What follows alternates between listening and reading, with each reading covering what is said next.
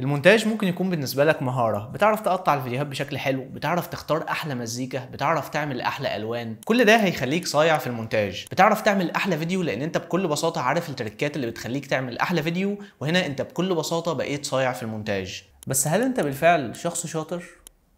ما افتكرش. اكتر حاجه لما استوعبتها في المونتاج فادتني هي لما امتلكت عقليه المونتير. ازاي الناس دي بتفكر، وايه هو الفرق اللي ما بين الحاجه الحلوه والحاجه الوحشه، وازاي تجري بالزمن وتوفر وقت من غير ما تستخدم شورت كاتس. وعلشان كده فدول 5 نصايح في المونتاج هيخلوك شخص شاطر مش صايع.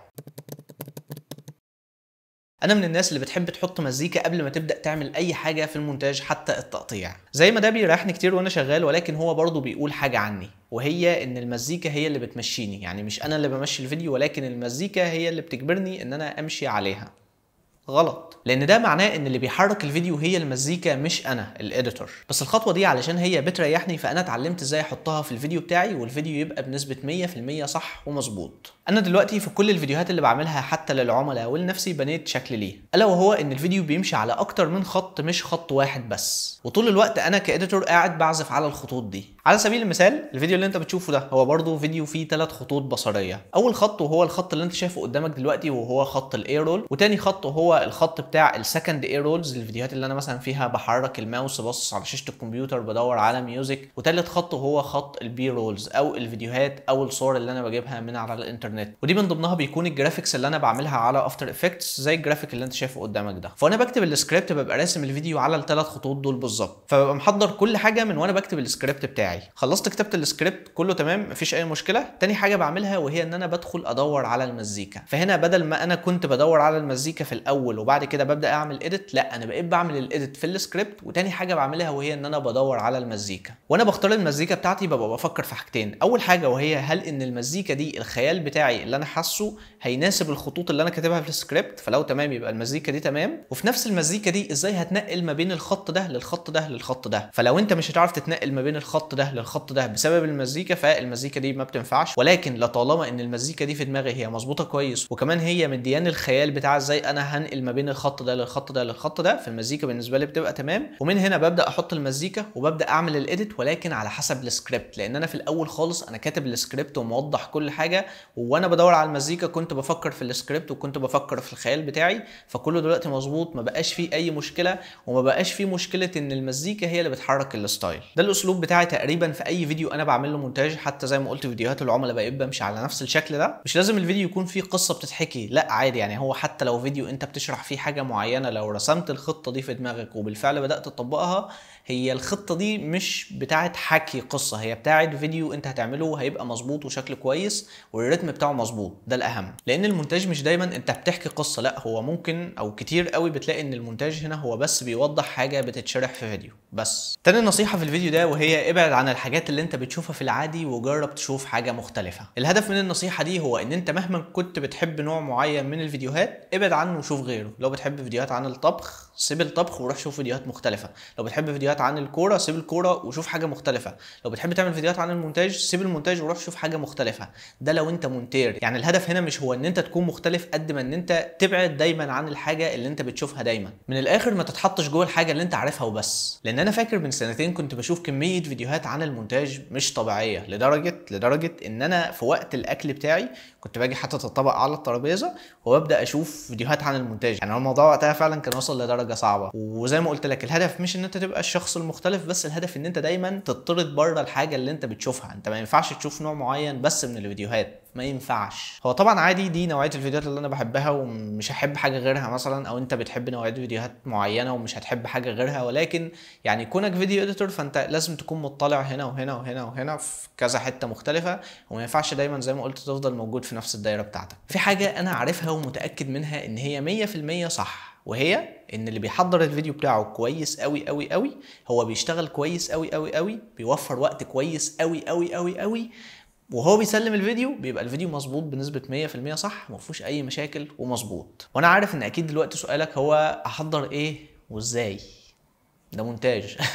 هحضرهم ازاي دول؟ بكل بساطه انت هتعمل كام حاجه كده وهم دول مرحله التحضير. اول حاجه وهي ان انت هتتفرج على فيديوهات شبه الفيديو اللي انت هتعمله، 5 فيديوهات 6 فيديوهات، ويكونوا شبه الفيديو ده ومختلفين عنه شويه، علشان تشوف وتفهم وتستلهم افكار هتطبقها في الفيديو اللي انت هتشتغل فيه. ده طبعا لو انت هتعمل الفيرست كات بتاعك، ولكن لو في بي رولز او سكند اي رولز او موشن جرافيكس، فهنا هنعمل حاجه مهمه جدا جدا جدا، ركز فيها. الحاجه دي وهي التخيل او الفيجواليزيشن. بكل بساطه انت هتشوف الفيديو اللي انت قطعته لنفسك، سواء كانت الفيرست كات او الحاجات الاساسيه بالماتيريال اللي معاك، بس من غير ما تحط اي حاجه جديده، وتبدا تشوف الفيديو على هذا الشكل لمده 3 مرات، مرتين، وبعد كده هتبدا تشوفه للمره الرابعه. وفي المره الرابعه دي انت بتحط ماركرز لنفسك على التايم لاين، وبتكتب في الماركرز دي انت هتعمل ايه بشكل دقيق دقيق دقيق، يعني بشكل مفصل. هنا هحط فيديو ليا وانا بحرك الماوس، هنا هعمل موشن جرافيك زوم اوت وانا كاتب 5 حاجات بشكل عشوائي هيساعدوك تبقى شاطر في المونتاج على خلفيه بيضاء والكلام بيتحرك بشكل عشوائي. كل حاجه هتيجي في دماغك تحطها وانت بتشوف الفيديو للمره الرابعه، اعمل لها مارك واكتبها بشكل مفصل زي ما قلت، لان الحاجات دي هتوفر عليك وقت لا تتخيله لا تتخيله لا تتخيله، يعني وانت شغال، لان وانت شغال انت دماغك بتكون ابطأ من برنامج المونتاج، واقف قاعد 10 دقايق بس بتفكر هتحط ايه في الخمس ثواني دول. ولكن لما بتفيجوالايز كويس في 10 دقايق، في ربع ساعه، في نص ساعه، وبعد كده بتدخل تطبق على الماركرز اللي انت كتبتها لنفسك، فانت بالفعل بتطبق، انت بالفعل عامل ديسكريبشن او كاتب وصف للحته دي انت هتحط فيها ايه بالظبط، فانت بس بتطبق وبتركات بسيطه في التطبيق زي فيديوهات احنا عملناها قبل كده زي الشورت كاتس او البريسيتس والحاجات اللي زي كده. بالتالي مش هتعطل بسبب دماغك، لان عطلة دماغك ملهاش بريسيت، ولكن حلها هو الفيجواليزيشن زي ما قلت. ودي حاجه انا جربتها مؤخرا وفعلا هي بتفرق كتير كتير كتير، وانصحكم تجربوها. انا من اكتر الناس اللي بتعمل بريسيتس كتير بس مش بتستخدمها، وده لان انا عندي علم مستفز كده عن البريسيتس، وهو ان البريسيت علشان اعمله لازم يكون حاجه لما احطها على الفيديو كل حاجه تبقى اتعملت مظبوط بنسبه 100%، ومحتاجش ان انا احط تكة زرار تانية على البريسيت ده. وللاسف يعني مش محتاج ان انا اقول ان انا كنت غلطان وكنت فاهم ده غلط. ايه بقى اللي انا اتعلمته؟ اللي اتعلمته هو ان انت لو عايز تعمل بريسيت كويس، خلي البريسيت ده يكون بيعمل حاجه واحده بس، من الاخر ما يبقاش اوتوميشن، يعني ما يبقاش بيعمل 5 6 7 تاثيرات في بعض، لان انت مش دايما هتحتاج ال5 6 تاثيرات دول، ولكن انت دايما التاثير لما بتحطه بقيمه معينه، بفاليو معينه، بكي فريمز معينه، تاثير واحد بس، وبالفعل سيف البريسيت ده بالاسم اللي انت عايز تسميه بيه، وهو كده هيبقى بريسيت، وبالفعل هتستخدمه بعد كده وهيكون فعال معاك، مش هتركنه او مش بعد كده هتكتشف ان هو مش شغال او مش هينفع معاك. لو بتستخدم الزوم ان كتير، هات تاثير ترانسفورم واعمل زوم ان وظبطه على اساس ان انت هتستخدمه في كذا حاجه بعد كده، واعمل له سيف باسمك شرطه التاثير اللي هو زوم ان. محتاج تحط التاثير ده بس، روح هاته وظبطه البدايه بتاعته والنهايه وبس كده. الاكيد طبعا ان انت هتعدل عليه بس اقل من التعديلات اللي انت كنت بتعملها في الاول، لان انت هنا بالفعل عملته وعملت الكي فريمز، فانت مش هتعيد نفس الكلام ده تاني، لا انت بس هتظبط الكي فريمز واحده واحده. نفس الكلام ده على اي تاثير تاني انت بتستخدمه، بشرط ان التاثير ده يكون تاثير واحد بس. انا ممكن عادي اعمل فيديو ساعه او ساعتين عن البريسيتس بس، او عن التمبلتس وازاي تماستر حاجه زي كده او تبقى برنس فيها، فعرفوني يعني لو عايزين حاجه زي كده. ممكن نبقى نعمل لايف على يوتيوب او نبقى نعمل لايف في اي حته نشرح فيه كل الكلام ده بكل بساطه. وهي فعلا حاجه لو عرفت تعملها صح انت يعني بتوفر على نفسك فعلا وقت كتير. من فتره كده كان عندي فكره معينه، الفكره دي وهي ان طالما انا مش هعمل الحاجه دي بنفسي، فانا مش هستخدم بلجن، مش هستخدم بريسيت حد تاني عامله غيري، وده غلط. في مره حد قال لي حاجه، شاوت اوت اكس، ووقتها قال لي يا محمد هو احنا هنعيد اختراع العجله؟ يعني هو بالظبط، يعني هو كلامه صح، احنا هنعيد اختراع شيء حد عمله وسابه وهنقول لا احنا هنعمله من اول وجديد؟ ما هو اتعمل فنقدر ناخده ونحطه عندنا. كل البلجنز والادوات اللي اتعملت هي اتعملت علشان نستخدمها ونوفر على نفسنا وقت كتير، فطالما الاداه دي موجوده عندك مثلا على الكمبيوتر او هي موجوده ببلاش على النت وانت مش عارفها او مش عايز تنزلها، فانت بتضيع على نفسك وقت كتير قوي، وانت زي ما بيقولوا كده او زي ما اكس قال، انت بتعيد اختراع العجله، بتعمل حاجه هي بالفعل موجوده في مكان معين وانت بتعملها لسه من اول وجديد. فممكن تدخل تحمل البلجن دي لو هي مجانيه، او لو هي مدفوعه تدخل تشترك فيها، لان هي بالفعل هتوفر عليك وقت. ففي المستقبل ان شاء الله لما تكون شغال مع 3 عملاء او مع 4 عملاء وتكتشف ان اليوم بتاعك مش مكفي،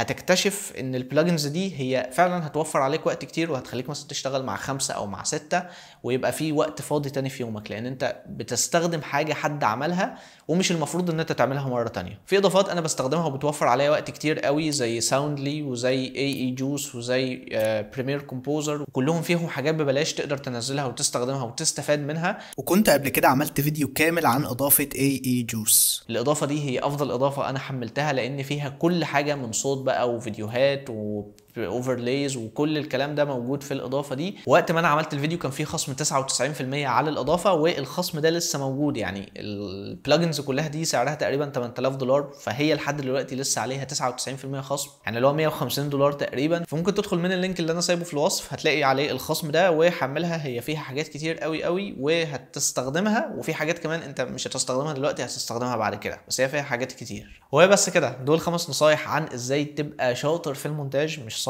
صايع دي تريكس، والشاطر دي هي ان انت يبقى عندك يعني مايند سيت، او ان انت تكون المايند سيت بتاعت الاديتور المظبوطه، وتعرف الناس دي ازاي بتفكر. فعرفوني لو الفيديو عجبكم، يعني اكيد ما تنسوش تعملوا لايك للفيديو، وما تنسوش تشتركوا في القناه لو انتم مش مشتركين، وان شاء الله اشوفكم في الفيديو اللي جاي.